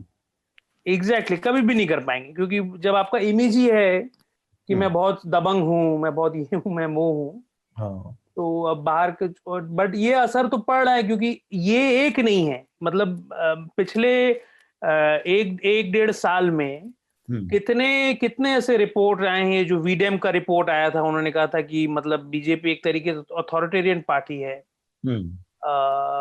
इकोनॉमिस्ट का एक सर्वे आया था, मतलब बहुत सारे जो मतलब 6-7 मेरे ख्याल से आ गए हैं, जो ये जो इंग्लिश में कहते हैं डेमोक्रेटिक बैकस्लाइडिंग, मतलब प्रजातंत्र का घटना, तो एक तरीके से कह सकते हैं। और ये सिर्फ हिंदुस्तान में नहीं देखी जा रही है, पोलैंड में भी देखी जा रही है, हंगरी में भी देखी जा रही है, अमेरिका में भी देखी जा रही है, ठीक है। तो जब मतलब जो सबसे मतलब एक तरीके से पुराना डेमोक्रेसी माना जाता है, पूरी दुनिया में डेमोक्रेसी का ठेकेदार रहा है, पूरी दुनिया में ठेकेदार भी रहा है, तो अब यही है, मतलब ये बहुत जगह इसको एक्नॉलेज हो रहा है। बीजेपी को भी अपनी फॉरेन पॉलिसी में एक्नॉलेज, मतलब मैं तो थोड़ा सा मतलब जो हमारे डिप्लोमेट्स हैं, वो लोग बेचारे 1.5-2 साल से बस उनकी तो मतलब तेल निकल गई होगी तो अब यही है इम्पोर्टेंट है। मेघनाथ और शार्दुल, आप दोनों लोगों से इसी सवाल का एक पहलू है। इंटरनल कुछ चीजें हैं देश में जो घट रही थी और वो बार बार कही जा रही थी, इस रिपोर्ट में वो बहुत पुख्ता तरीके से सामने आई, और वो है कि केवल सरकार ही किसी देश में डेमोक्रेटिक वैल्यूज को या डेमोक्रेटिक बनाए रखने के लिए जिम्मेदार नहीं है चुनी हुई। बहुत सारे इंस्टीट्यूशंस होते हैं जो लेयर्ड होते हैं, जो परतें होती हैं अलग अलग, जो चेक एंड बैलेंस का काम करती हैं। उन सब में क्षरण हुआ है, उन सब में कमी आई है, चाहे वो हमारी न्यायपालिका हो, हमारी इलेक्शन कमीशन के तमाम उससे। वही इलेक्शन कमीशन का तमिलनाडु में और केरल में 1 फेज में चुनाव करवाता है, और वही इलेक्शन कमीशन बंगाल में 8 फेज में करवाता है चुनाव। तो ये जो चीजें हैं, जो इंस्टीट्यूशनल इरोजन है, इंस्टीट्यूशन की अपनी इंटेग्रिटी में, अपनी जो हैसियत है उसमें जो क्षरण हो रहा है, जिसकी वजह से ये इस लिहाज से कमेंट्री आप दोनों की चाहूंगा मैं, केवल मैं न्यायपालिका के लिहाज से बहुत जी एग्जैक्टली। सो मैं वहीं पे न्यायपालिका के पे ही आ रहा था, क्योंकि वो रिपोर्ट में मेंशन भी किया है कि is there an independent judiciary, जो हमारी न्यायपालिका है वो सही तरीके से इंडिपेंडेंट है या नहीं। तो उन्होंने रंजन गोगोई के राज्यसभा अपॉइंटमेंट का एक एग्जाम्पल दिया है कि हाई प्रोफाइल ट्रांसफर जो हुआ है, जो एकदम रिटायरमेंट के बाद इमीडिएटली आपने उनको राज्यसभा की सीट दे दी, तो ये एक इस तरफ पॉइंट करता है कि इंस्टीट्यूशंस कैसे धीरे धीरे टेक ओवर हो रहे हैं और इंडिपेंडेंट नहीं बचे हैं। और ऊपर से उन्होंने ये बहुत इंपॉर्टेंट चीज भी कही है कि एग्जैक्टली सिटीजन्स कितने फ्री है बात करने के लिए, उसके बारे में भी लिखा है। तो उन्होंने कहा है कि जो सेडिशन और अदर चार्जेस जो यूएपीए एक्सेट्रा जो यूज करते हैं बार बार हर स्टेट गवर्नमेंट, मैंने इस पर वीडियोस भी किए हैं, तो वो इस तरफ पॉइंट करता है कि एक आध सिटीजन कुछ भी बोले जो गवर्नमेंट के खिलाफ जाए या फिर जो उनके नेशनलिस्टिक आइडियोलॉजी के खिलाफ जाए, उनके ऊपर कानूनी कार्रवाई की जा रही है। तो ये एक बहुत ही डेंजरस सॉर्ट ऑफ डेवलपमेंट है कि उसकी वजह से इन्होंने हमारा रैंक थोड़ा सा घटा दिया है, फ्री से पार्टली फ्री कर दिया है। पार्टली फ्री का मतलब है कि हाँ शायद फ्री है भी या नहीं है, मेरे को वो टर्म थोड़ा सा अजीब लग रहा है, बट फिर भी ठीक है, मतलब वो रैंकिंग थोड़ा सा हमारा कम हो गया है उसमें। तो ये ना आई थिंक शोएब ने तो बोल ही दिया है कि एग्जैक्टली सीएए क्यों इम्प्लीमेंट नहीं हुआ, और शायद दबाव भी होगा, और हमारा जो इंटरनेशनल इमेज है उसको लेकर बहुत ऑब्वियसली गवर्नमेंट को फर्क पड़ता है, क्योंकि ये रिहाना का जो ट्वीट का जो एपिसोड हुआ, एक ट्वीट पर जब एमईए जैसा स्टेटमेंट कर देता है और हैशटैग शुरू कर देता है, हमने बात भी की थी इस पर, तो ये इसी तरफ पॉइंट करता है कि इनको इंटरनेशनल इमेज के बारे में बहुत ज्यादा चिंता है, राइट? ये एक प्रूफ है। और अभी अगर आप सोशल मीडिया पर इसके बारे में वैसे ओपिनियंस देखेंगे एक्सेट्रा, तो वो यही लाइन पे कि अरे अमेरिका ने बोल दिया तो क्या हुआ, हमको पता है यहाँ पर क्या हो रहा है type, you know, like essentially कोई और देश कुछ भी बोले, अगर कुछ अच्छा बोले तो हम प्रमोट करेंगे, पर अगर कुछ बुरा बोले तो हम बोलेंगे कि हमारे अंदरूनी मामलों में आप दखलंदाजी मत कीजिए। तो अंदरूनी मामलों का गजब मामला है। मतलब मुझे तो अब ये लग रहा है कि जिस तरह से एक्सप्लेन किया जा रहा है अंदरूनी मामलों को, बहुत सारे इंडियन जर्नलिस्ट फॉरेन उसमें पब्लिकेशंस में काम करते हैं, विदेशी अखबारों में, अब वो अगर कोई चीज सरकार के खिलाफ लिख देते हैं, वो छप गया वाशिंगटन पोस्ट, न्यूयॉर्क टाइम्स या कहीं पे, तो वो अंदरूनी मामला को बना के सरकार और उनके खिलाफ कार्रवाई कर सकती है। तो शार्दुल, आपकी इस पे क्या प्रतिक्रिया है, ये जो पूरा रिपोर्ट आई है फ्रीडम हाउस की? जी देखिए, मैं उस पर बोलने से पहले मैं दो बात बोलना चाहूंगा। पहली तो ये कि ये रिपोर्ट जितनी आती हैं, ये आकलन होते हैं काफी हद तक, बिल्कुल ठीक बात है, लेकिन ये विदेश नीति का भी हिस्सा होते हैं। ये फाउंडेशन अमेरिकन कांग्रेस फंड करती है। तो अपने पॉइंट ऑफ व्यू देने से पहले मैं दूसरी बात ये कहना चाहूंगा कि मैं फ्रीडम हाउस के पर्सनली उनके डिक्लेरेशन को पार्टली फ्री के एक्सेप्ट नहीं करता, क्योंकि अमेरिका को ये डिक्लेरेशन देने का कोई हक नहीं है, क्योंकि वो कितना बड़ा फ्रीडम का करता धरता है सबको पता है। खासतौर से अभी जो मैंने जमाल खशोगी की रिपोर्ट आई और उसके बाद अमेरिकी सरकार जो कह रही है उसके बाद, और दूसरा जो यमन में और सीरिया में चल रहा है उनकी सपोर्ट से अभी तक जो नरसंहार चल रहा है सालों से, तो उनके भी आंखों पे ब्लाइंडर्स लगे हुए हैं। अब आते हैं मेन बात पर।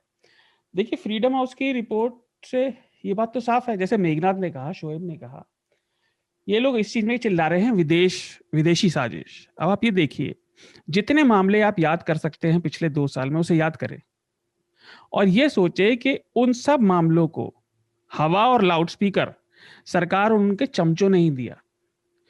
लड़का लड़की की शादी में बिचौलिए बनने आए आप, कानून बनाए आपने। एक वायरल महामारी को भी सांप्रदायिक जामा पहनाया आपने और आपके चमचों ने, है ना। कॉमेडियंस के चुटकुलों पर भड़के आप। पूरी दुनिया में तो मोदी जी की तारीफ हो रही थी, लेकिन कुछ ट्वीट पे भड़के आप, और साजिश विदेशी है। तो ये बढ़िया बात है। हर चीज का इन्होंने पहले ढिंढोरा पीटा, उस पर जरूरत से ज्यादा ओवर रिएक्ट किया, और फिर जब लोगों ने वो नोटिस किया तो ये कह रहे हैं साजिश है हमारे खिलाफ। ये साजिश, विदेशी साजिश की ढपली इंदिरा गांधी जी भी पेलती थी। जब भी उनके खिलाफ कोई बात करता था तो वो भी यही कहती थी, ये भारत की हर सरकार का ये घिसा पिटा फॉर्मूला है। जब उनके खिलाफ इतना नैरेटिव बढ़ जाए कि अब उनको ये ना हो कि हमसे मैनेज हो पा रहा है, तो वो विदेशी साजिश कहने लगते हैं। मेघनाथ ने अभी बात की थी पिछले डिस्कशन में कि यूपीए 2 में भी इसी समय पे ये होने लगा था। तो ये बात फैक्ट है कि nothing is new under the sun, लेकिन चीजें कभी दोबारा एक ही तरीके से नहीं होती, हर बार वो थोड़ा अलग शेप लेती हैं। और आखिरी बात ये कि जनतंत्र है, अगर ये रिपोर्ट्स में लोगों की सही आना चाहते हैं तो ये ग्लोबलाइज्ड विलेज जब बिजनेस के लिए है तो आइडियाज के लिए भी है, डेमोक्रेसी के लिए भी है, पत्रकारों के लिए भी, सबके लिए है। ऐसा नहीं कि धंधा तो वैश्विक होता रहे लेकिन आपके विचार घर में बंधे रहे। आई थिंक शार्दुल, एक बहुत इंटरेस्टिंग बात कही आपने मुझे। हाँ, मैं एक बात खत्म कर दूं बस ये वाली, है ना। तो जनतंत्र की बात जो मैंने लिखा था इसी वजह से अगली बात को, कि बजाय जनता के हिसाब से तंत्र चलने के ना, ये तंत्र जनता से डर कर काम कर रहा है और अपना असली काम उसने इस जनता को डराना बना लिया, और इसीलिए सारे मानक नीचे आ रहे हैं। पर एक आपने इंटरेस्टिंग बात की कि जो एकदम मैं आई थिंक अग्री करता हूँ कि अमेरिका में जो डेमोक्रेसी का हाल है वो क्या है और वो कितने हद तक वो कॉल आउट करते हैं इस रिपोर्ट पे, वो देखने की जरूरत है। हाँ, तो वो हमारी क्लास के उन्हें मॉनिटर किसने बनाया हमारी क्लास? एग्जैक्टली, सो लाइक मतलब ये रिपोर्ट को हम कितना सीरियसली लेना चाहिए? I think Atul sir, Shoaib कोई बताना चाहेगा? सीरियसली लेना चाहिए इंटरनल डिस्कशन के लिए, उनके लिए कुछ नहीं है इसमें। हम अपनी बात अपने आप करेंगे। नहीं, सीरियसली लेना चाहिए। मैं ये कह रहा हूँ कि उसी थिंक टैंक ने अमेरिका की भी ग्रेड के रेटिंग को डाउनग्रेड किया है। तो हम ये मान रहे हैं कि केवल ये अमेरिकी सरकार का मान के चल रहे हैं हम, या हम नहीं, मान रहे हैं कि किसी इंडिपेंडेंट ऑर्गेनाइजेशन का? नहीं, वो इंडिपेंडेंट है, लेकिन अतुल जी असल में क्या है ना कि विदेश नीति में दोनों चीजें बराबर। आप खुलेआम भी लेने लगेंगे ना तो लोग जरूरत से ज्यादा सर्टिफिकेट देते हैं, और फिर सर्टिफिकेट देने वालों को भी देखना है। वो विदेश नीति बात है, तो वो डिस्क्लेमर जैसा था। नहीं, ये जो टची वाला होता है ना कि विदेशी है या ये वो, मैं इसमें नहीं, हम मुझे लगता है कि इसको बहुत ऑब्जेक्टिव तरीके से देखना चाहिए। बिल्कुल देखना चाहिए। उस संस्था ने दिया है, क्या उसने, अब उस मेथोडोलॉजी पे बात होनी चाहिए कि क्या उन्होंने उन तरीकों पे को डिस्कस किया वास्तव में, क्या उन्होंने जो कहा वो हो नहीं रही हैं। तो हम पाएंगे कि जो उन्होंने तबलीगी जमात के ऊपर कहा वो सही कहा या गलत कहा, उन्होंने जो जुडिशरी के ऊपर कहा है वो सही कहा या गलत कहा, या उन्होंने सीए और नागरिकता का जो संबंधी जो कानून बदला गया उस पर जो कहा है वो सही कहा। इन चीजों पर ऑब्जेक्टिव तरीके से एक हमारा ऑब्जर्वेशन हो सकता है, उस पर हम पहले ऑब्जर्व करें। नो डाउट इस समय मेरे पास उसका वो नहीं है पूरा रिकॉर्ड, या मैंने उतनी डीप स्टडी नहीं की है। उसमें अगर हमें खामी मिलेगी तो जाहिर सी बात है उस पर सवाल उठाए जाएंगे कि ये सही बात नहीं, आप गलत तरीके से इसको इवेल्युएट कर रहे हैं, इस तरह से करिए, है ना?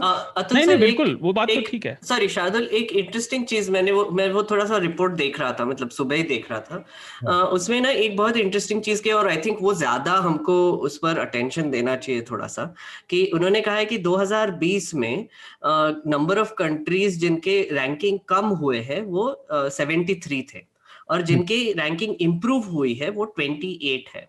और इन्होंने ये एक पैटर्न देखा है 2015 से लेकर अभी तक कि कॉन्स्टेंटली जो देश है जिनकी रैंकिंग्स कम हो रही है वो बढ़ते जा रहे हैं। तो वर्ल्ड वाइड हमको ये फिनोमिनन दिख रहा है कि डेमोक्रेसी एक तरीके से जो डेमोक्रेटिक प्रिंसिपल्स है, जो people power to the people का जो प्रिंसिपल है वो पूरे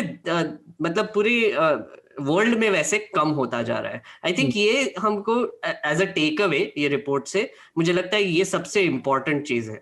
मैं क्लैरिफाई करना चाहूंगा, मेरी बात का शायद गलत मतलब चला गया। मैं उसे एक्सेप्ट करने को मना नहीं कर रहा। अगर मेघनाद आप और मुझसे कोई पूछे तो जैसे इन्होंने जो पॉलिटिकल राइट्स में भारत को नंबर दिए हैं पॉलिटिकल रिप्रेजेंटेशन के, मेघनाद से अच्छा कौन जानता है कि वो पॉलिटिकल रिप्रेजेंटेशन असल में है नहीं। जो संसद में मेघनाद बात करते रहते हैं व्हिप की बात मानना ही पड़ेगा, है ना। सबका रिप्रेजेंटेशन है क्या? वो भी नहीं है। कहाँ है संसद में जनसंख्या के हिसाब से? तो लेकिन उनके पे केवल जो डिक्लेरेशन है पार्टली फ्री, उनकी पार्टली फ्री की डेफिनेशन बिल्कुल वह नहीं है ना पक्की। उन्होंने तो एक दे दिया फर्स्ट डिवीजन सेकंड डिवीजन, वो वाली बात। शोएब आपकी प्रतिक्रिया आखिरी, और फिर हम अगले आखिरी विषय पर थोड़ा सा चर्चा करेंगे। नहीं, मतलब ये एक तरीके से ये बात तो सच है कि ह्यूमन राइट्स लेकर काफी सियासत होती है पश्चिमी देशों में, मगर बात है कि मामला सियासत का ही है। जो मैंने मतलब पहले थोड़ा सा मैंने जिसका जिक्र किया था, एक तरीके से देखिए हम लोग जो हिंदुस्तान में हैं, ये तो हम लोग जो इस पर कंसर्न्ड है, हम लोग तो काफी सालों से इस पर चिल्ला रहे हैं, चीख रहे हैं कि प्रजातंत्र पर हमारा हिंदुस्तान में थोड़ा अटैक हो रहा है यहाँ पर, ठीक है। मगर ये बात अगर बाहर चले जाए तो ये मोदी सरकार के लिए भी एक दिक्कत वाली बात हो जाएगी कि उनका मूविंग स्पेस कम हो जाएगा। आप अगर देखिएगा, आज ही सुबह में खबर आई है कि जो टाइम मैगजीन है उनके कवर पर फार्मर प्रोटेस्ट उनका कवर स्टोरी है। उन्होंने कहा था कि जो महिला प्रोटेस्टर्स हैं उनको मतलब काफी मतलब पॉजिटिव वे में दिखाया है। तो ये एक तरीके से एंड हमको पता है कि मोदी सरकार, आप ये रिपोर्ट अगर देखिएगा, बहुत ही इंटरेस्टिंग जो चीजें कहूंगा मैं खत्म कर दूंगा। ये रिपोर्ट में मोदी सरकार तो कहती है कि वो जो बाहरी मीडिया उसको मानती नहीं है, मगर एक्चुअली क्या है, रिपोर्ट में एक पूरा स्ट्रेटेजी दिया हुआ है कि बाहरी मीडिया को कैसे मैनेज किया जाए, क्या किया जाए, क्या स्ट्रेटेजी बनाई जाए, क्या नीतियां बनाई जाए। तो एक तरीके से मोदी सरकार इट्स एक तरह पैराडॉक्सिकल है, कहती है कि वो बहुत राष्ट्रवादी सरकार है, वो सिर्फ हिंदुस्तानियों की मत मानती है, मगर एक्चुअली देखा जाए कि वो एक्चुअली बहुत मानती है कि बाहर के लोग क्या सोच रहे हैं। ये तो एक मिसाल है। दूसरा आप कहिए, देखिएगा जो आतिश तसीर साहब जो राइटर है, नॉवेलिस्ट हैं, उनके साथ क्या हुआ था। एक तरीके से उन्होंने जो एक काफी क्रिटिकल आर्टिकल लिखा था मोदी जी के खिलाफ टाइम में, फिर से उसका एक बहुत ही बड़ा प्रतिक्रिया, और टाइम कोई पढ़ता ही नहीं है आजकल मेरे ख्याल से, ठीक है, पिछले जमाने का मैगजीन है, ठीक है, मगर तभी भी टाइम में छपने पर कौन सी सरकार, केंद्र सरकार 130 करोड़ की सरकार, 130 करोड़ लोगों की सरकार इस छोटे से मुद्दे को लेकर इतना भावुक हो जाती है, इतना गुस्सा हो जाती है। उनका पासपोर्ट कैंसिल कर देती है, पासपोर्ट कैंसिल, OSR कैंसिल कर दिया एक तरीके से। तो अब ये अजीब बात है, मगर यही है कि आप अगर फॉरेन पॉलिसी करिएगा, विदेश नीति करिएगा, तो इस पर आपको बार बार बाधाएं आएंगी। अब फिर से बाइडेन आ गए हैं, बाइडेन के साथ कोई लेफ्ट विंग डेमोक्रेट्स आ गए हैं जो इंटरेस्टिंगली काफी इंडियन ओरिजिन के ही हैं। अब इस पर बार बार अगर स्टेटमेंट छपेगा इंडिया के खिलाफ, इस पर तो असर पड़ेगा। आप अगर रियल पॉलिटिक्स की तरफ से सिर्फ सियासी नजरों से देखिएगा, तभी भी इसका असर पड़ेगा, बहुत फर्क पड़ेगा। ठीक बात। इसी का जो हिस्सा है, इसी रिपोर्ट कह रही है, उसी तरह की कुछ चीजें हुई हैं, जो मसलन UAPA जैसी चीजों का बेजा इस्तेमाल हो रहा है, बड़ी संख्या में लोगों को जेल में डाला जा रहा है। उत्तर प्रदेश से एक बड़ा दिलचस्प ट्रेंड देखने को मिला है कि कोई भी जर्नलिस्ट जो सरकार की किसी स्कीम में करप्शन दिखा देता है, उसके खिलाफ ये कहकर FIR दर्ज हो जाती है कि वो सरकार की छवि खराब कर रहा है। अब ये पहली बार इस तरह का इंटरप्रिटेशन आया है पत्रकारों के लिए, और तमाम पत्रकारों को इसके तहत जेल में डाला जा रहा है। किसी ने मिड डे मील में गड़बड़ी दिखा दी, जेल डाल दो, किसी ने शिक्षा विभाग की गड़बड़ी दिखा दी, जेल डाल दो, क्योंकि सरकार की स्कीम का ये कहाँ लिखा गया है कि सरकार की आलोचना पत्रकार नहीं कर सकता। अमूमन कम इसका यही एक लॉजिकल जवाब आता है सामने कि सरकार सिर्फ आलोचना नहीं है तुलसी जी, सत्य आलोचना। हाँ, आप सच नहीं बता सकते, फैक्ट बेस्ड आप उनका वो सच नहीं दिखा सकते। और उसी का एक्सटेंशन भी अब हम देख पा रहे हैं। अब एक कहा जा रहा है कि अनुराग कश्यप और तापसी पन्नू जो फिल्म एक्ट्रेस हैं, इनके खिलाफ इनकम टैक्स डिपार्टमेंट की रेड चल रही है, इनके तमाम ठिकानों पर, बॉम्बे में और अलग अलग जगहों पर। और ये बात लंबे समय से कही जा रही थी कि जो लोग सरकार से थोड़ा भी इस तरह का विपरीत नजरिया रखते हैं, उनके खिलाफ इस तरह की कार्रवाइयां हो रही हैं। हमने देखा न्यूज़ क्लिक के ऊपर ED की रेड पड़ी, वेबसाइट है खबरों की। तो ये डेस्परेशन को अगर हम पढ़ना चाहें तो इसके कुछ साइंस में क्या पढ़ सकते हैं? मेघनाद, शोएब, शार्दुल, तीनों लोगों से है, क्या ये ऐसा है कि कहीं ना कहीं अंदर बहुत गहरे बैठ गई है एक इनसिक्योरिटी कि सब कुछ हाथ से छूट रहा है? देखिए, मुझे तो नहीं लगता है कि सब कुछ हाथ से छूट रहा है। बीजेपी अभी भी बहुत ताकतवर है। अभी जैसे बंगाल में इलेक्शन हो रहा है, बीजेपी जीते या ना जीते, बीजेपी बहुत अच्छा परफॉर्मेंस देगी, बिल्कुल। मगर जैसे जो थोड़ा सा मैंने पहले भी कहा था कि बीजेपी पार्टी ऐसी है कि उनको 100% नैरेटिव पर कब्जा चाहिए, और उनका पॉलिटिक्स है, और यही उनकी सफलता का राज भी है। ठीक है, कि वो ऐसी पार्टी है कि वो 60, 70, 80% से सेटिस्फाइड नहीं है। वो चाहते हैं कि कोई भी नेगेटिव न्यूज ना चले। पूरा एक तरीके से आप अगर एक इसका जो एक दर्पण है, आप एक सियासी तौर पर देखिएगा, मीडिया को हटा के मैं कह रहा हूँ, जो बीजेपी ने एक कैंपेन चलाया था कि कांग्रेस मुक्त इंडिया, ठीक है। अब ये तो बहुत ही अजीब कैंपेन है। लोग पार्टी कैंपेन चलाती है कि दूसरे ऑपोजिशन को हरा दिया जाए, बीजेपी कैंपेन चलाती है कि ऑपोजिशन को साफ कर दिया जाए, ठीक है, तो खत्म, उसका नामो निशान मिट जाए। तो एक तरीके से बीजेपी में खुद एक यहाँ पर एक इसके खिलाफ एक विचारधारा उठी थी कि हमें ये नहीं उठाना चाहिए, कि कांग्रेस चीफ ने भी कहा था, RSS चीफ ने भी कहा था, ठीक है। मगर यह तरीके से बीजेपी का एक चरित्र है, बीजेपी की जहनियत है, बीजेपी का वे ऑफ, उनका सक्सेस का भी राज यही है, और अब उनको दिक्कतें भी दे रही है यही बात, यही सेम आदत है।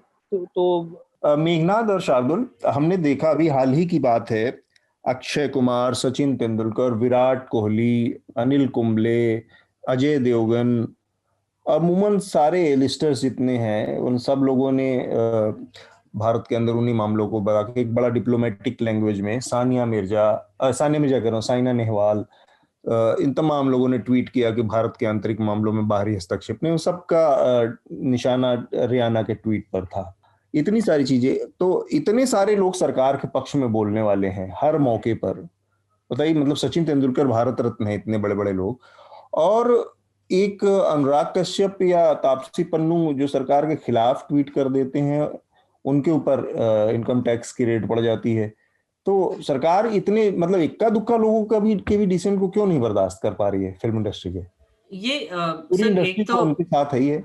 हाँ हाँ, तो ये एक्चुअली ये मामला जो है वो उनका फैंटम फिल्म्स जो एक कंपनी थी जो 4 लोगों ने शुरू की थी, विक्रमादित्य मोटवानी, अनुराग कश्यप और 2 लोग, उन्होंने जो शुरू की थी उससे लेकर है वो 2018 में वो कंपनी बंद भी हो गई थी। तो एक तो अभी मैं कुछ न्यूज रिपोर्ट देख रहा था इस पर, तो आई थिंक सब डिबेट वाइज ये तो बोल रहे हैं कि एसेंशियली ऑपोजिशन इस पे इतना हल्ला क्यों कर रहा है, लाइक ये टैक्स चोरों को क्यों प्रोटेक्ट कर रहा है एक्सेट्रा। और इसमें वही लीक स्ट्रेटेजी यूज की जा रही है जहां पर सिलेक्टिव लीक्स किए जाते हैं मीडिया को कि इनके ये 35 करोड़ रुपए उन्होंने खा गए, ये सिलेक्टिव लीक्स करके इनका रेपुटेशन खराब करने का काम हो रहा है। तो एक तो हमको ये देखने की, आई थिंक वेट करने की भी जरूरत है कि इनके खिलाफ एक्चुअली आरोप क्या है, कि इन्होंने घपला कैसे किया, क्या किया, वो तो अब हमको पूछताछ के बाद ही पता चलेगा। और जिस स्केल पर ये सब रेड्स हो रहे हैं, जैसे तापसी पन्नू और अनुराग कश्यप तो एक है, पर कुछ 25 लोकेशंस में 3 सिटीज में रेड हो रहे हैं, तो मतलब ये क्या एग्जैक्टली ये पूरा नेटवर्क को टेक डाउन करना चाहते हैं या फिर ये क्या करना चाहते हैं एग्जैक्टली, ये हमको थोड़ा सा भी मतलब टिप्पणी देने से पहले आई फील लाइक थोड़ा सा इसका इंतजार भी करना पड़ेगा। पर रही बात सिलेक्टिव एक्शन की, तो फिर आप देखिए ये एग्जांपल एक्चुअली वही जो व्हाट अबाउटरी करते वही दे रहे कि कंगना रनौत के खिलाफ जब एक्शन लिया था महाराष्ट्र गवर्नमेंट, तब कहाँ थे ये लोग, अब अनुराग कश्यप के खिलाफ कर रहे तो फिर बात करने लगे। तो मतलब एसेंशियली दिख रहा है आपको कि कैसे गवर्नमेंट जब आई मीन डिसेंटर्स जो उनको अच्छे नहीं लगते उनके खिलाफ जो इंस्टीट्यूशनल या लीगल स्ट्रक्चर्स यूज करती है, उसका एक बहुत बड़ा एग्जाम्पल है। और ये कुछ नया नहीं है, ये कुछ नया नहीं है, कोई भी मतलब यूपीए के टाइम पे भी होता था और ये भी होता था, ये मैं मानता हूँ कि कुछ नया नहीं है। पर फिर भी जिस जोश से किया जा रहा है और जो स्ट्रैटेजी जो सिलेक्टिव लीक्स की स्ट्रैटेजी इसके साथ डिप्लॉय की जा रही है, ये जरूर नया है। पहले ये लोग एक तो मतलब इंस्टीट्यूशंस जो है वो रेड करेंगे, ऊपर से फिर मीडिया में सिलेक्टिव लीक्स हो जाएंगे, फिर किसी को पहले ही डिक्लेयर कर दिया जाएगा कि ये बेसिकली चोर है, टैक्स चोर है, ये है, वो है, एंटी नेशनल है, व्हाटएवर हजारों डिबेट होंगे उस पर, और फिर बाद में जब कोर्ट में जाएंगे तब दिखता है कि कुछ भी नहीं था इनके पास। तो ये काफी बार हो चुका है और मुझे लगता है इस मामले में भी शायद यही हो जाएगा। अब जबकि अभी हाल फिलहाल में हाईकोर्ट की 2 एडवाइजरी आई हैं कि मीडिया लीक से बचें आप लोग, पुलिस को भी ये वो किया गया है, और तमाम पिछले उसमें जो सुशांत सिंह वाले मामले में भी मीडिया लीक से रोकने की बात कही गई थी, लेकिन इसके बावजूद मीडिया लीक्स इस मामले में भी दिख रही है। और सबसे बड़ी दिक्कत है दिल्ली दंगों के मामले में भी। हाँ, वही दिल्ली दंगों के मामले में भी एक दिक्कत और है कि मीडिया जो है ये जब लीक्स चला रहा है अपने सोर्सेस के जरिए, तो जो एलिजेड वर्ड होता है वो बहुत मायने रखता है, और उसको जो इस्तेमाल करने में कितनी सावधानी और सलाहियत बरतनी चाहिए। मसलन शार्दुल, ये जो चीज है इसको कितना महत्वपूर्ण है, क्योंकि मैं देख पा रहा हूँ कि अंग्रेजी मीडिया तो एलिजेडली और ये सब इस्तेमाल कर रहा है बहुत सारी, हिंदी मीडिया में सीधे सीधे बहुत सारे सबूत मिले हैं, 650 करोड़ रुपए के घपले का आरोप के डॉक्यूमेंट्स मिले हैं, सीधे सीधे बोल दे रहा है। जी देखिए, हर कोई खासतौर से मीडिया में जब ये लीक आती है, जैसा कि मेघनाथ ने कहा, मेघनाथ ने अधिकतर मेन बातें बोल दी कि केस की वैलिडिटी हमें नहीं पता, मुझे नहीं पता, हो सकता है उन्होंने किया हो, हमें मालूम नहीं है, लेकिन अपराध साबित ना होने तक आप निरपराध माने जाते हैं, you innocent till proven guilty. Media का काम उस खबर को सेंसेशनलाइज करना नहीं है ना, उसको फैक्ट की तरह बताना नहीं है, उनका काम है कि हमें सूत्रों से खबर मिली है कि ऐसा बताया जा रहा है, लेकिन इसके विजुअल्स तो अच्छे नहीं है, ये मेरा मत है। ना ही ये सबसे अमीर लोग हैं बॉलीवुड के, है ना। इनके बारे में खास बात क्या है और बॉलीवुड वालों से, कि सरकार की हाँ में हाँ नहीं मिलाते, उनके मुखर विरोधी हैं। इसके अलावा इनमें और बाकी बॉलीवुड के अधिकतर निर्माता निर्देशकों या कंपनियों में कोई अंतर नहीं है।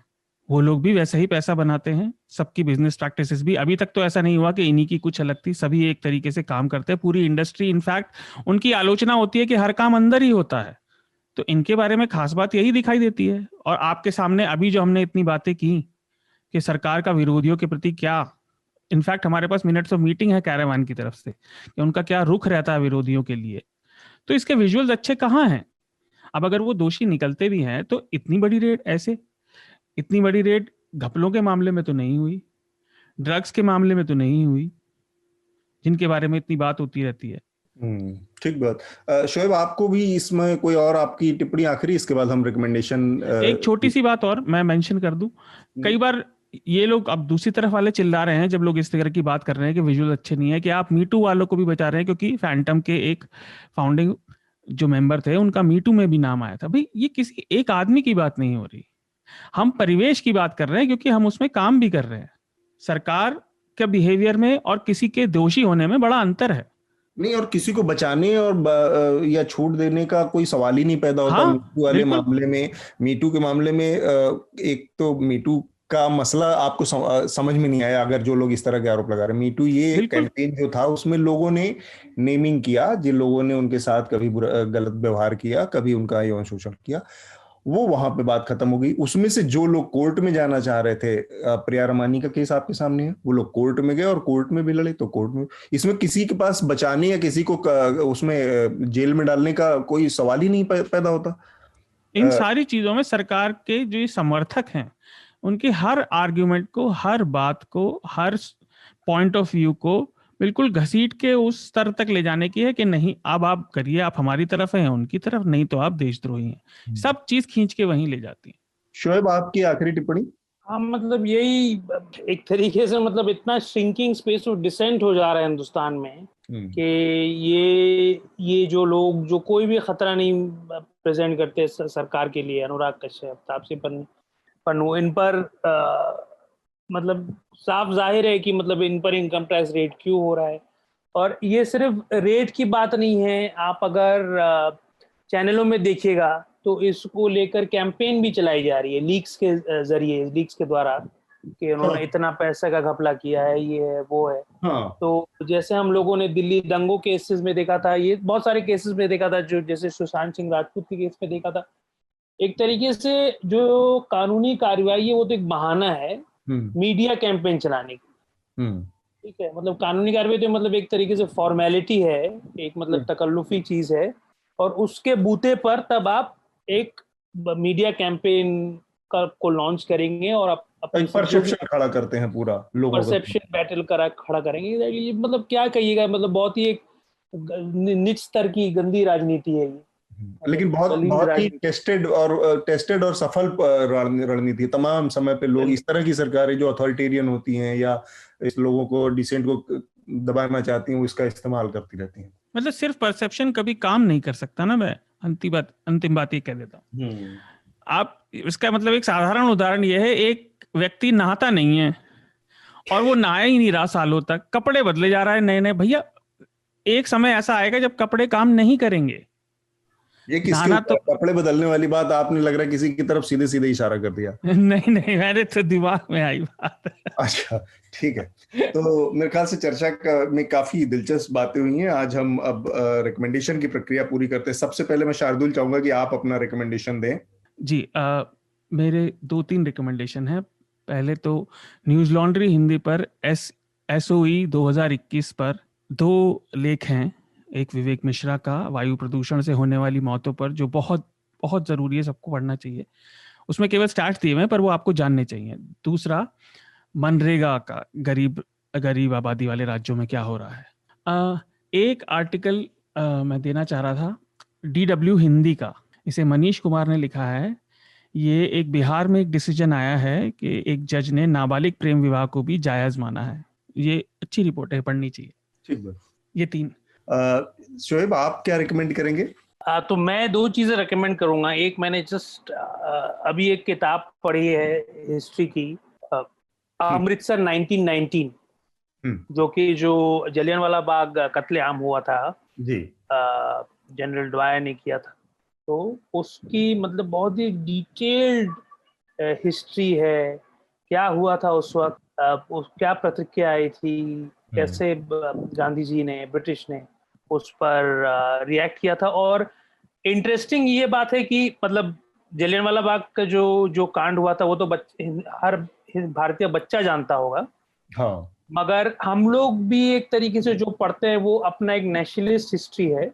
जी जी, ये हम लोग जो मिस कर जाते हैं कि उस वक्त अंग्रेज थे वो क्या सोच रहे थे इसके बारे में। तो मुझे ये बहुत ही इंटरेस्टिंग लगा, क्योंकि एक तरीके से हम लोग समझते हैं कि जो ब्रिटिश राज था बहुत ही मतलब एक सेल्फ कॉन्फिडेंट मतलब एक कॉलोनियल पावर था, मगर एक्चुअली वो भी जो रह रहे थे वो डर में रह रहे थे हिंदुस्तान में, क्योंकि उनको भी पता था कि हम तो कॉलोनियल हैं, कब हमारे खिलाफ जो गुलाम है हमारे, कब हमारे खिलाफ उठ के हमारे गला काट दे।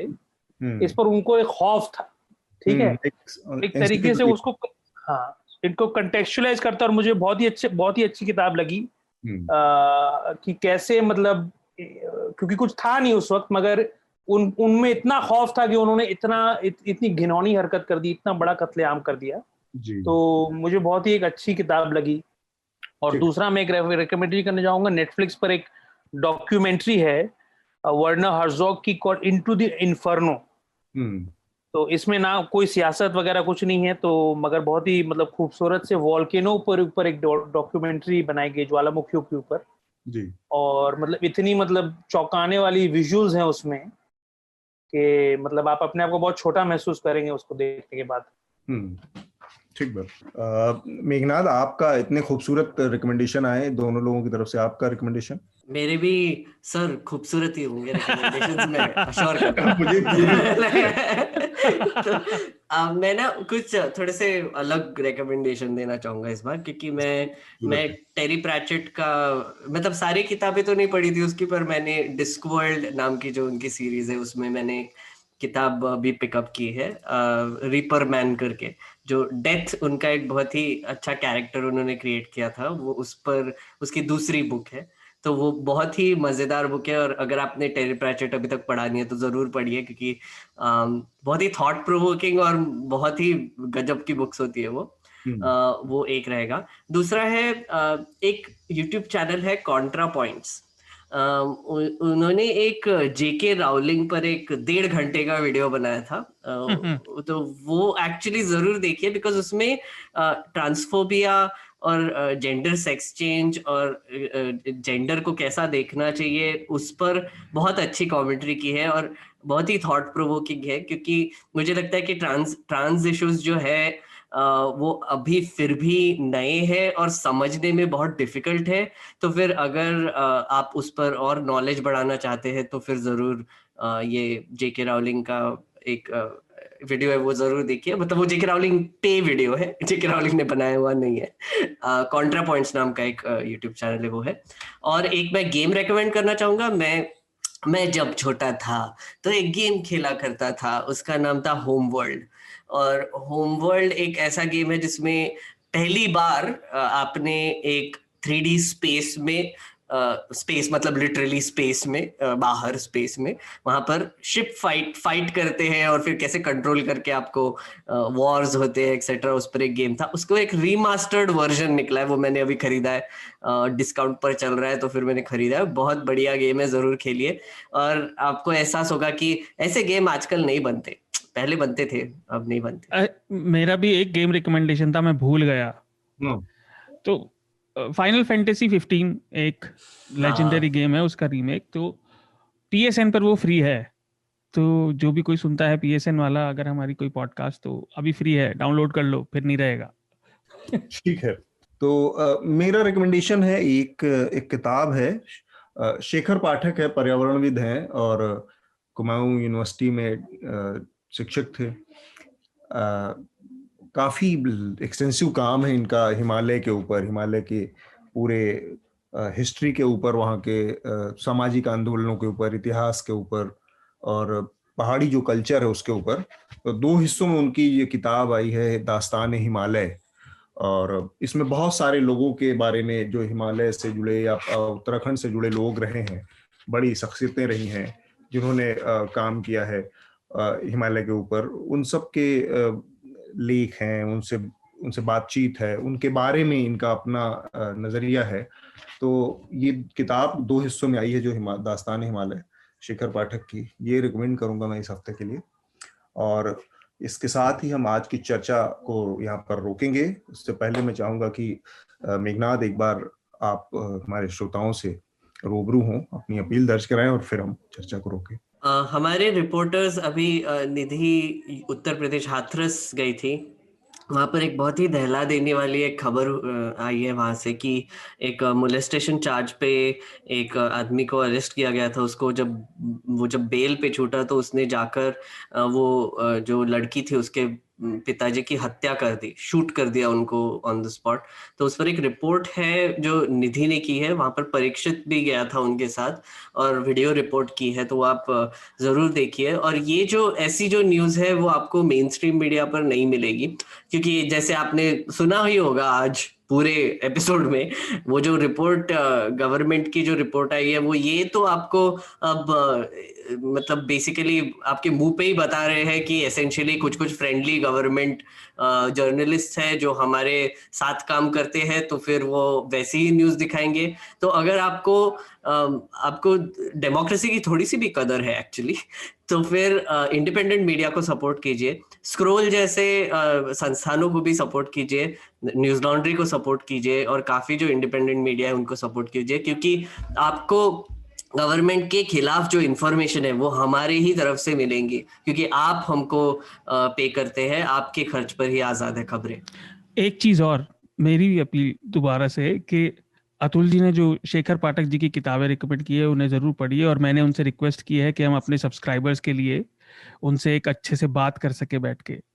तो ऐसे काम पर्यावरण के मतलब के और आपके मतलब के तभी होंगे जब आप न्यूज लॉन्ड्री जैसे मीडिया को सपोर्ट करेंगे। थैंक यू शार्दुल, मेघनाद और शोएब, चर्चा में शामिल होने के लिए आप सबका बहुत बहुत शुक्रिया।